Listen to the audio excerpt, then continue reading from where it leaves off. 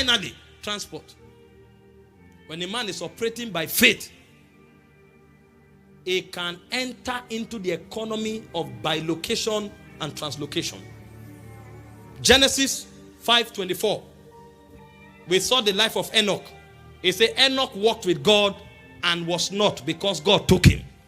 It was in Hebrews chapter 11 verse 5. We now understood that it was faith at work. It said by faith. So Enoch's translation was by faith. So the fourth way the gift of faith works is by translocation. So if you are in a situation where the words don't come for you to declare, if you are in a situation where what you need does not come supernaturally, and if you are in a situation where you cannot be preserved supernaturally, then you'll be carried away. That's how the gift of faith works. So the first three preserves you inside the crisis, but the fourth one takes you away from the crisis. So the way men will be caught up is by the operation of the gift of faith. Even rapture, when rapture comes, all of us will receive that impartation and will be caught up. Many times you see people function like that, and Enoch's life is a graphic example. Hebrews 11:5, it says by faith Enoch was what? Translated. So the gift of faith engenders translation. You just know that you can't die in this circumstance. You just know that this poverty can't kill you. You just know that this accident, you won't die here. The faith is too strong. So if the car does not stop, you will leave the car. That's how the faith works. So it's either you are preserved in the circumstance through a proclamation, through provision, or through supernatural preservation, or you are caught up. And so the car is damaged, but you are walking out. And they say, what happened? I shifted. By faith, Enoch was what? Translated. This is how Elijah. Why do you think Elijah talks to everybody and nobody could do anything to him? The gift of faith was provoking translations in his life. In 1 Kings 18 verse 10 to 12, when Obadiah came to him, he said, go and tell the king I will come. He said, I'm not going anywhere. Please, listen. I have fed 7,000 prophets. Don't allow me die like this. Please, follow me.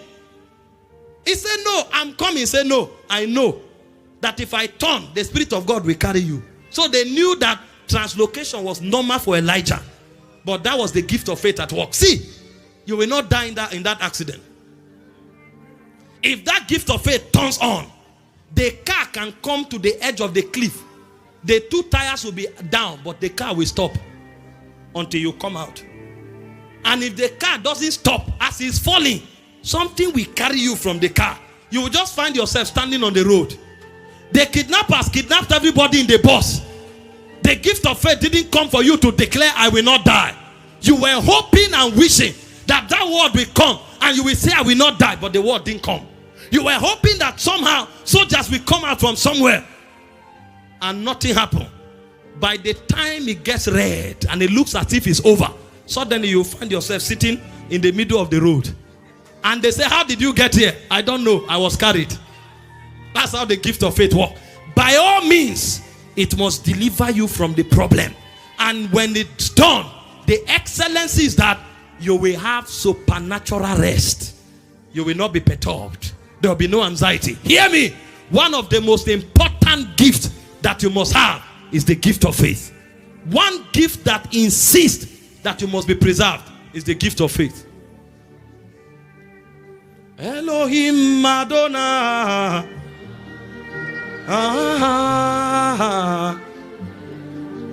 Elohim Madonna.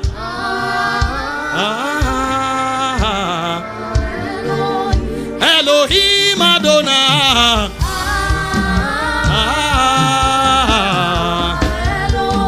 Elohim Madonna.